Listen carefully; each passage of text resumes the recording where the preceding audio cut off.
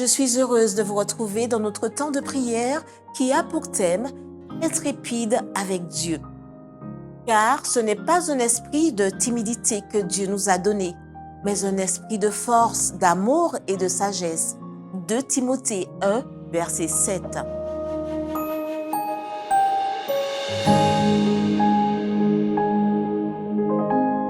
Chaque fois que les hommes rejettent l'appel du Sauveur, ils se placent sous l'influence de Satan. C'est ce que font des foules de gens dans tous les domaines de la vie, dans les affaires, au sein des familles, même de l'Église. C'est pour cela que la violence et le crime sont répandus sur la terre et que les ténèbres morales couvrent ainsi qu'un drame mortuaire les demeures des hommes. Par des tentations subtiles, Satan entraîne les hommes toujours plus en avant dans le mal, jusqu'à ce qu'il en résulte une corruption et une ruine totale. Contre sa puissance, il n'existe qu'une sauvegarde, la présence de Jésus. Satan s'est manifesté comme l'ennemi et le destructeur des hommes.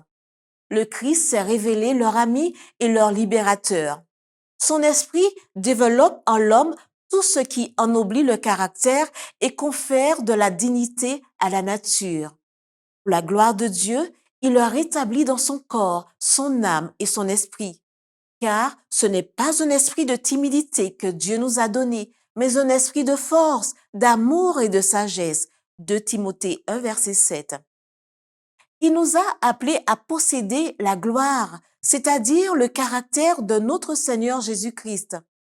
Il nous a appelés à être semblables à l'image de son Fils. 2 Thessaloniciens 2, verset 14 en parle.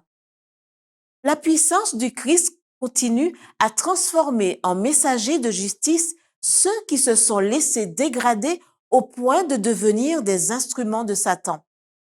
Le Fils de Dieu les envoie ensuite raconter tout ce que le Seigneur t'a fait et comment il a eu pitié de toi.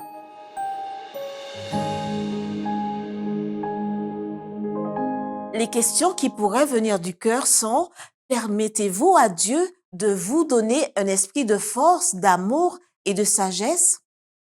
Alors, priez pour que notre peuple ne se contente pas d'entendre la parole de Dieu, mais qu'il recherche aussi la puissance de Dieu dans la présence de Jésus, nous transformant ainsi à l'image de son caractère.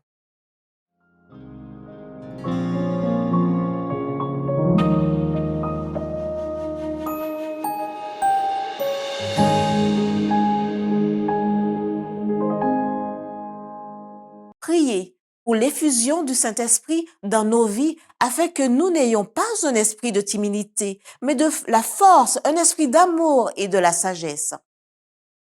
Priez pour que nous obtenions la gloire de Dieu et de son caractère et que nous devenions plus conformes à son image.